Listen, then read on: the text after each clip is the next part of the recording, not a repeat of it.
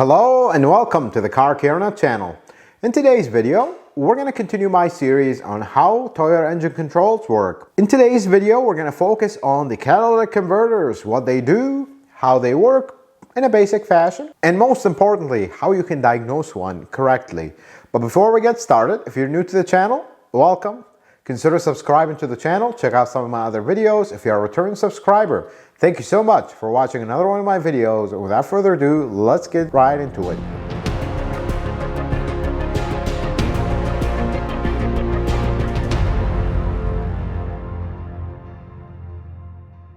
So catalytic converters, everybody dislikes them. Now in this season, as the time of filming this video, they are the hottest commodity among the lazy and the ones that want to steal them.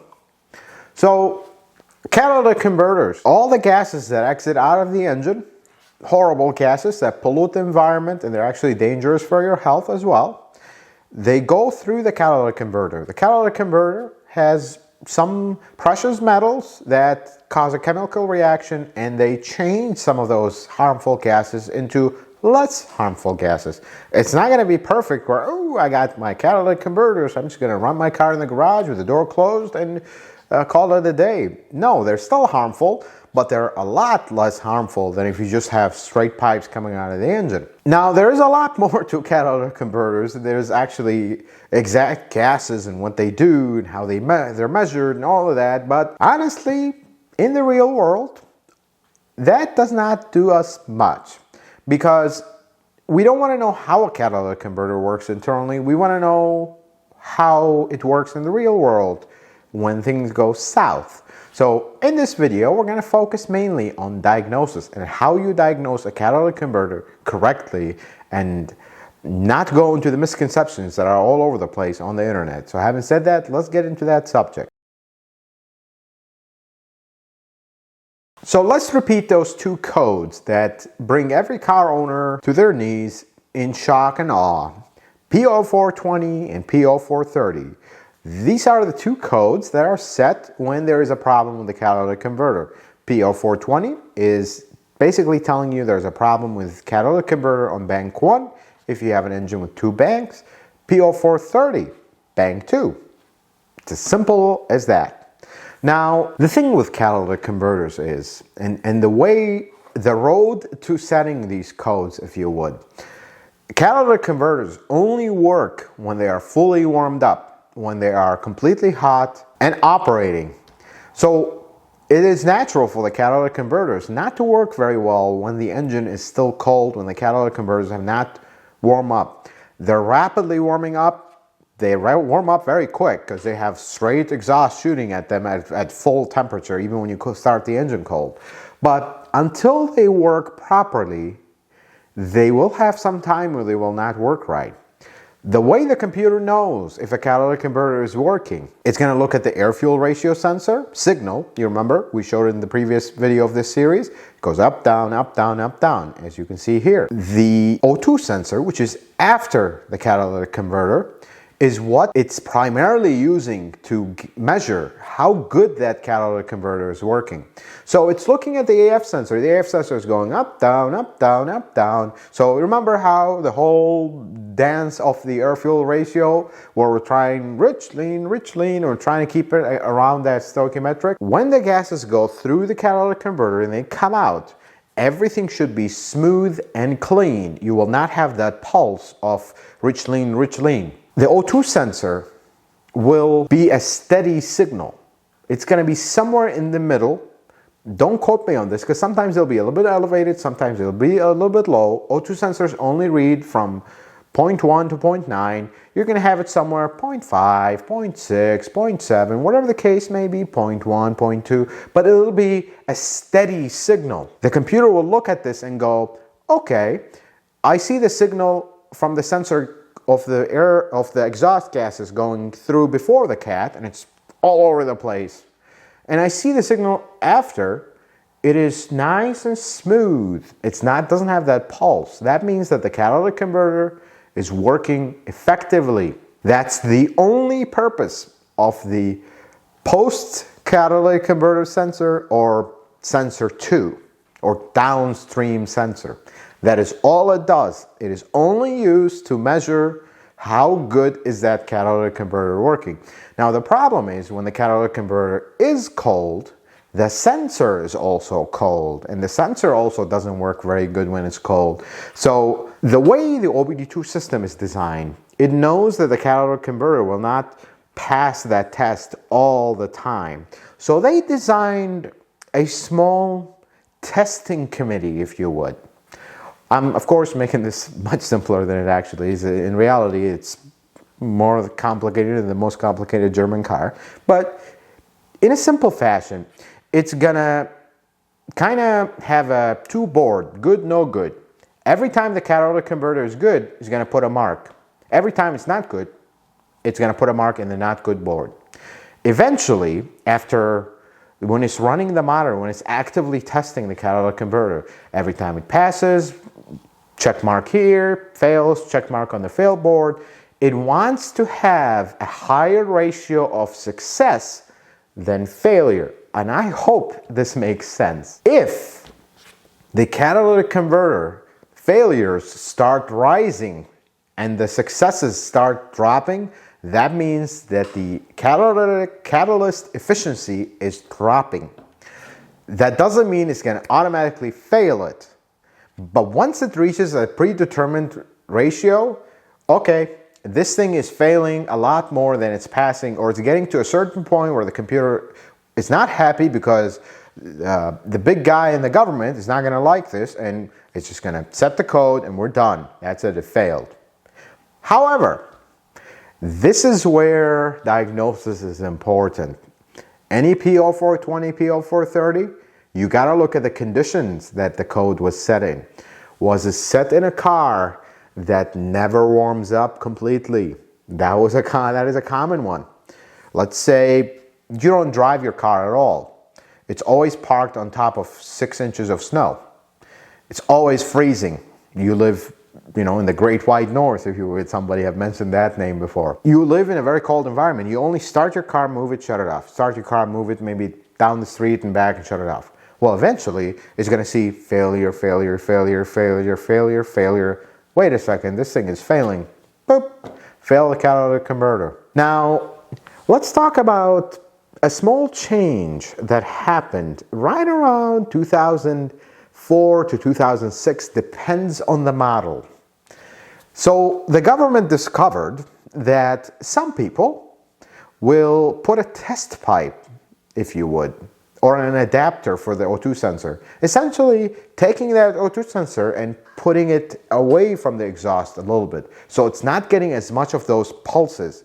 So when the catalytic converter fails, it's gonna look at the O2 sensor. The O2 sensor is barely getting any exhaust to it. So it's not gonna pick up on those pulses. It's just gonna have a steady signal. And it's like, I like that right there. That's good. While there's actually a hollow catalytic converter. So the government picked up on that because people were trying to get away from replacing the very expensive catalytic converter. So here's what they did. Somewhere between 2004 and 2006, there's not exact because this went by the model change and all that. They introduced a small twist in this test. So before, the computer would just watch the catalytic converter, pass, fail, pass, fail. Okay, we have more passes than fail, we're good. But now it started doing something else. In addition to the pass-fail, every once in a while, it's gonna deliberately richen or lean the mixture. And the computer goes into this mode as you're driving on the highway, the kids are screaming and singing in the back, and you're eating your chips on that 7-hour drive if you live in the great United States or some other parts of the world where long drives or road trips are normal. And the computer will be like, let's check the catalytic converter a little bit more. It's going to deliberately richen the mixture a little bit or lean it for a long time. It's not enough to damage the catalytic converter, but it's going to just tweak it a little bit. And it's going to watch that catalytic converter. It wants to see that O2 sensor after some time. Like let's say it was reading 0.3 steady. When it richens the mixture, after some time, it wants to see that O2 sensor rise a little bit in response to that richening or leaning. Depends.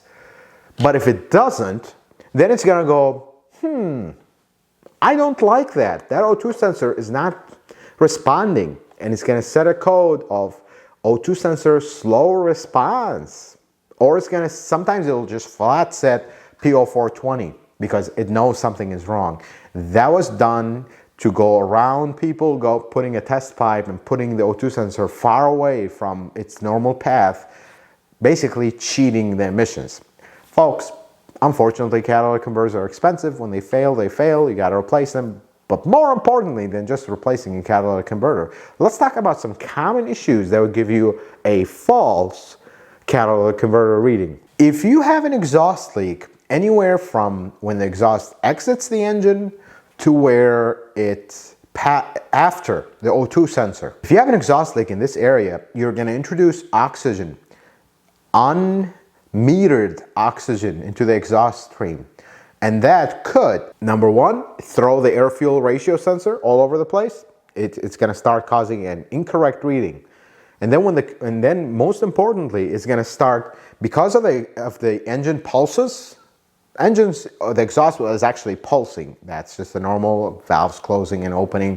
So if with every pulse, you're going to get that, it's going to suck a little bit of oxygen through the exhaust, through the leak. And it's going to actually make the O2 sensor start doing this. The minute the O2 sensor starts following, the computer will look at it. Okay, it's not following exactly, but it's somewhat following. And when that one star lies up with the moon, you got a P0420 that is false. It's just because of the exhaust leak. And another one that is super common, and I'll give you the exact model that is super common on 98 to 2003 Sienna, and like the early first generation Highlanders, where they had only one O2 sensor in the back to monitor both cats. It was an odd looking O2 sensor. It's not a 22 where you thread it in, life's good. No, it had two studs on the exhaust and the thing went over them and you put a nut. These were notorious to rot.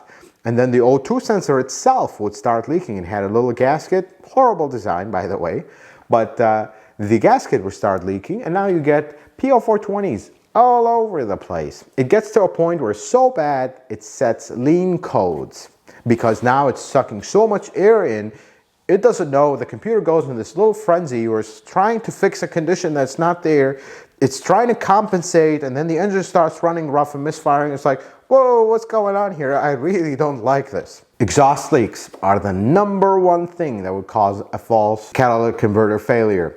Now, it could be a pinhole, it could be a tiny little leak that you don't even hear, and it's enough to potentially. So whenever you have a P0420, P0430, the best way to diagnose them is lift the car up, plug the exhaust with the engine running. And I know this sounds a little odd, but that's a correct diagnosis method, by the way.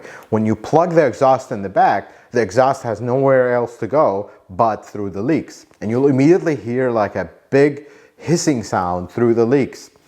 Sometimes leaks are very small or it's kind of hard to hear them, but when you plug the exhaust and you hear that loud hissing through the leak, now you found it. Having said all that, there is another very rare scenario, and this one is really only applies to really older cars. It doesn't apply to anything over, definitely over 2000 and up. But the very early few years of OBD2, if you have a flat bad O2 sensor that is just not reading, not working right, it could set a false one. But the newer ones, after 2000, definitely after 2004 and up, the computer has the ability to distinguish a bad O2 sensor from a failed catalytic converter. So P0420 folks and P0430, let's say 2004 and up, if you have no large exhaust leaks in between the engine and the last O2 sensor, the chances are you have a bad catalytic converter. However, if this car is driven normally, yeah, there's a much bigger chance that it is a catalytic converter failure. But if this is a car that is not driven regularly and constantly started in cold weather, moved a little bit and shut off, I would erase the code and consider driving that car, because we've seen a few cases where it actually fails it enough just because of those short starts and damages it. But there's one more, even more important question you gotta ask yourself every time a catalytic converter fails. Why did it fail? Catalytic converters should not fail. Yes, when the car is 20 years old, they could fail, but always look at why they failed. Did I have an engine running problem? Did I have bad spark plugs? Is the engine burning oil? At some point, it's like you're going to replace this catalytic converter and it's going to fail again. Not immediately, but give it a year, it'll fail again because there is a reason they are failing. Oil consumption kills catalytic converters. Cold engine running kills catalytic converters. Misfires, they kill catalytic converters. They just damage them flat out. And another one that most people don't realize, impact. You got in an accident, you scraped something on the highway and it scraped that catalytic converter and broke the honeycomb inside of it. That's enough to damage that catalytic converter. I understand it's a metal piece, but it's somewhat fragile, especially at these high temperatures it runs at. So visual inspection of the catalytic converter when you're replacing one. If everything else checks out, visually inspect it. Has it been hit? Is it damaged? Is it aftermarket? Aftermarket ones, folks. There's a reason why original catalytic converters are way more expensive than aftermarket ones. It's not because Toyota is trying to rob you or other manufacturers. It's because they're really much better. You notice that the current thefts that we have for catalytic converters, it's because of the metals that are in them. And the thieves will look at cars with aftermarket catalytic converters. Nah, these are worthless because they don't have the same thing. They're not the same, flat out. I'm not knocking aftermarket catalytic converters, but they just don't last as good and they don't work as well. So original catalytic converters, they're awesome. They work really good. And most importantly, if you're going to spend a small fortune to buy one, you really got to find out why it failed.